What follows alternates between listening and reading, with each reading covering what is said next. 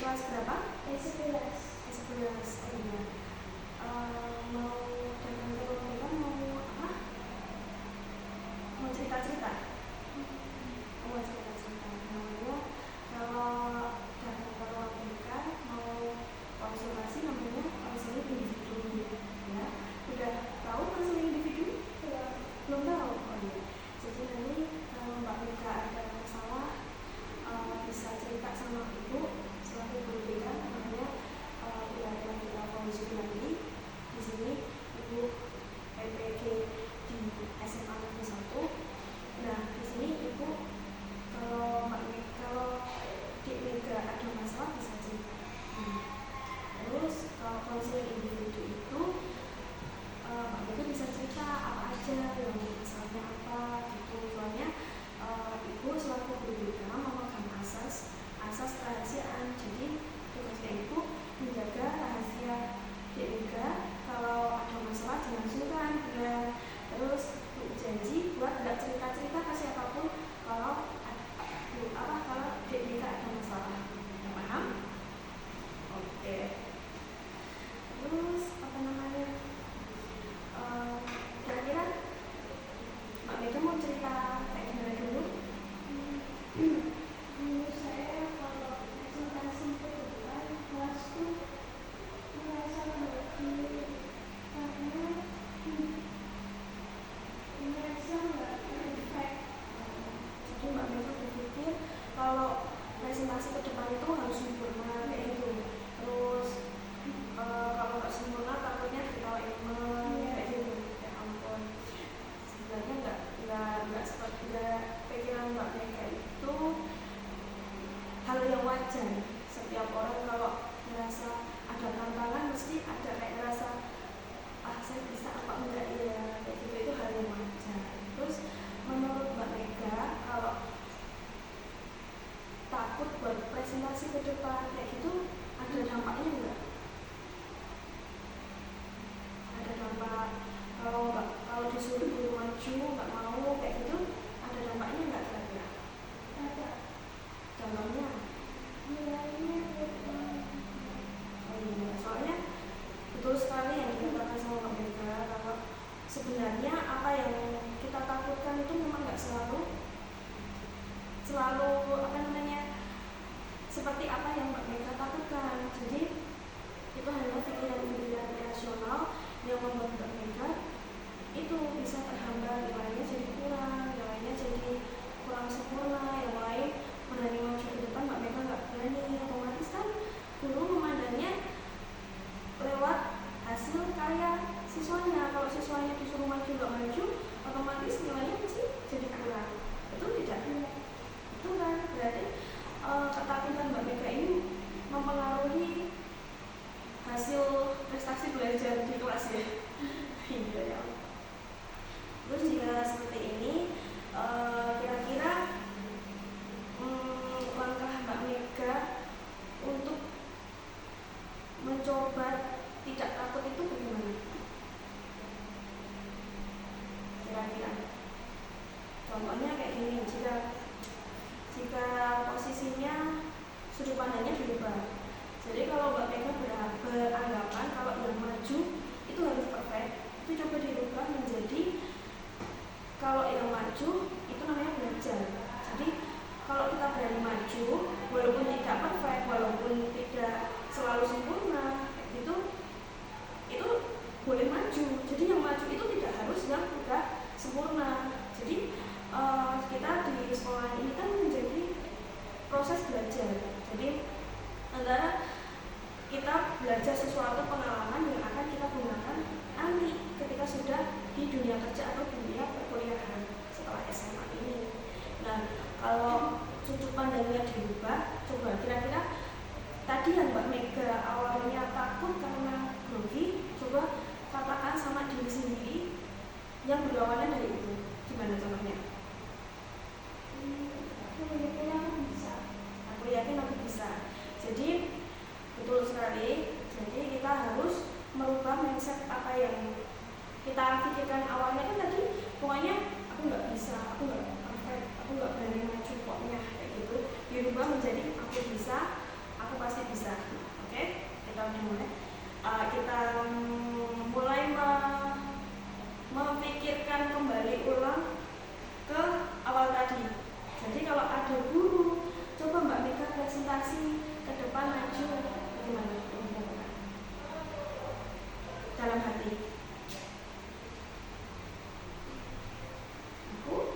Aku yakin aku bisa. Aku yakin aku bisa.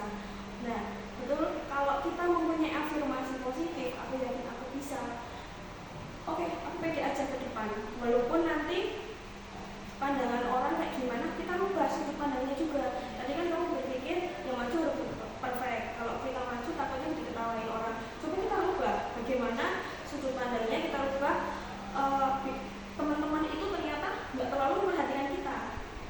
Jadi belum tentu kita maju ke depan itu jadi pusat perhatian, itu memang belum tentu.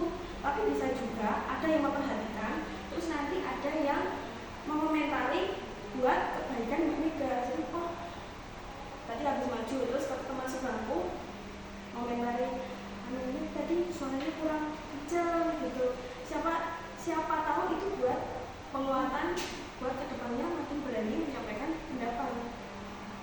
Jadi kita harus rubah pas kita maju. Bayangkan kamu maju ke depan, kamu pede mengatakan apa yang kamu tahu tentang presentasi itu, terus habis itu udah kamu kembali ke tempat duduk, terus berpikir positif. Insya Allah semuanya akan baik-baik saja. Hanya ketakutan tidak aja.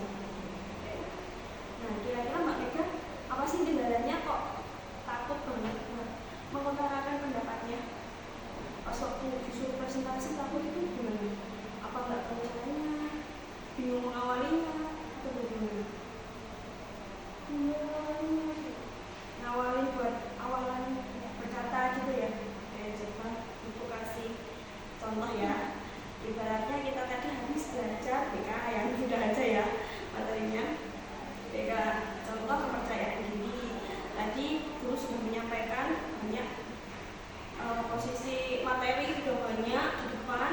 Nah, kata-kata awal kan yang bingung. Nah, Ibu coba kasih contoh ya.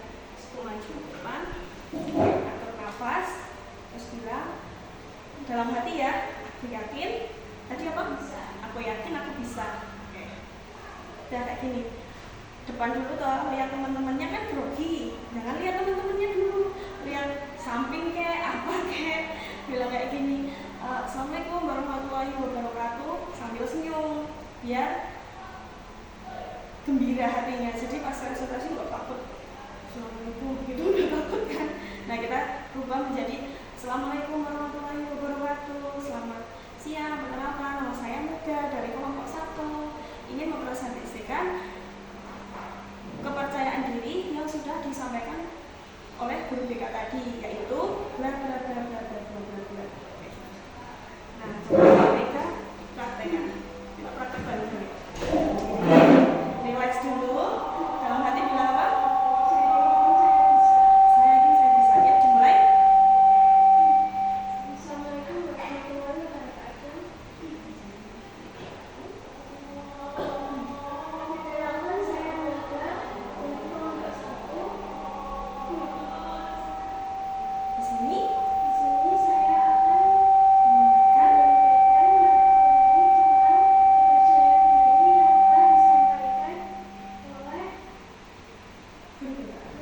oke, tepuk tangan buat kamu sendiri dan kita yang udah mulai ada rasa perbedaannya. Jadi kita mereka harus merubah mindset tadi yang selalu berkata dalam hati, pokoknya yang maju ke depan itu harus perfect lah, yang maju ke depan harus menguasai materi lah. Nah, ini contohnya saya sebagai murid nih, lihat tadi presentasinya Mbak Mega, udah bagus loh.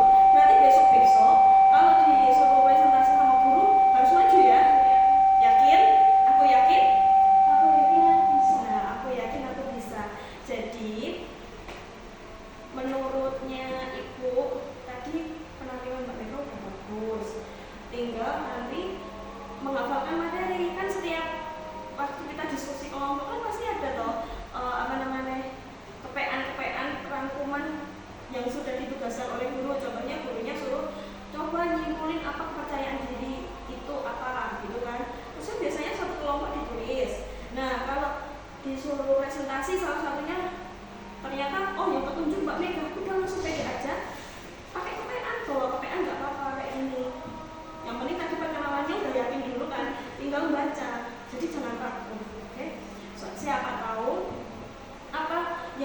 yang praktekkan Mbak Mega ke depan itu menjadi inspirasi banyak orang yang mungkin mempunyai pikiran yang sama, hampir sama kayak dengan mereka. Oke, tadi apa? Aku yakin aku bisa. Ya, jadi yang tadi aku kata, oh aku nggak perfect, aku nggak bisa. Jadi aku yakin aku bisa di semua situasi apapun. Jadi kalau kalau udah namanya rezeki, maka nilai itu kan sama juga dengan rezeki ya. Jadi mendapatkan nilai, mendapatkan ini termasuk sebuah keberkahan. Jadi kalau kita mempunyai kesempatan, ditunjuk oleh guru, siapa tahu nanti nilai kita jadi A+. Ya awalnya kalau kita nggak berani maju cuma KKM aja 75, 80, kita disuruh maju, poinnya ditambah. Karena apa? Karena kita waktu nanti di dunia kerja kita akan dihadapkan beberapa tantangan dan kesempatan. Contoh ditunjuk guru itu adalah kesempatan itu nggak dapat. Hatinya gimana? Udah makin terbuka? Kira-kira apa yang bisa kita simpulkan dari sesi konseling ini tadi?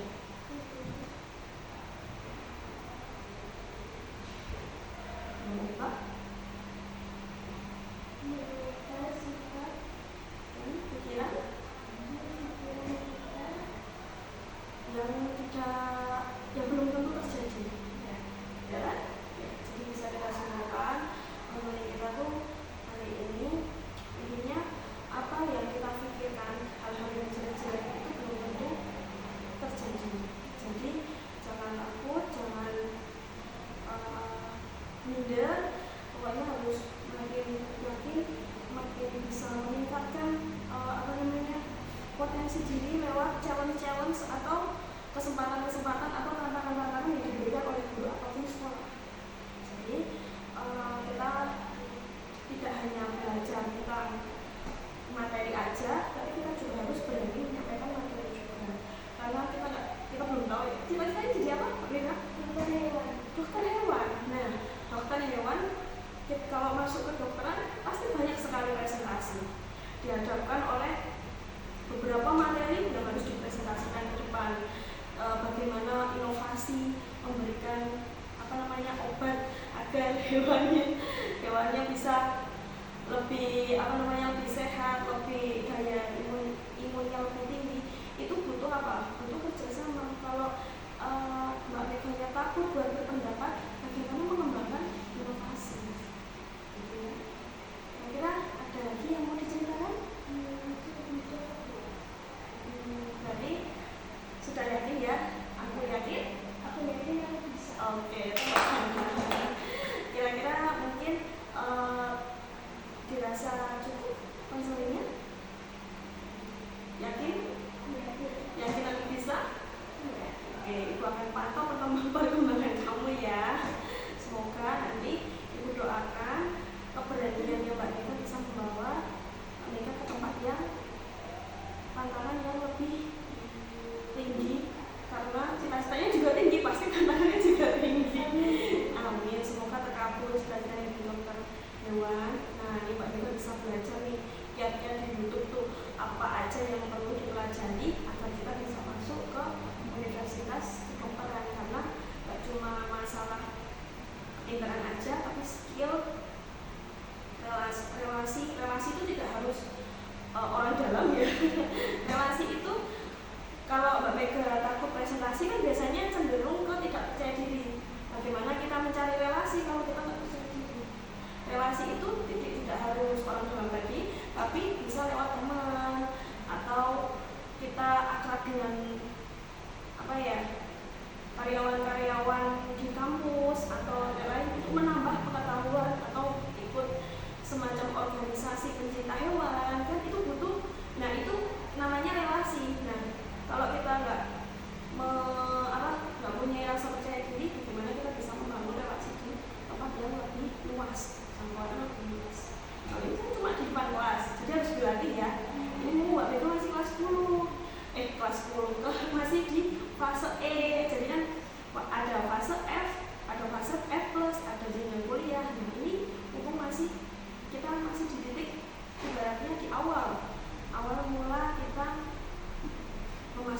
fase E. Jadi ada tingkatan-tingkatan ini Ibu harap nanti Pak Beka bisa mengembangkan kompetensinya sama public speaking-nya yang lebih naik. Jadi nanti kalau di fase E Pak Beka mau presentasi ke depan, di fase F harus naik lagi kemampuannya. Oke?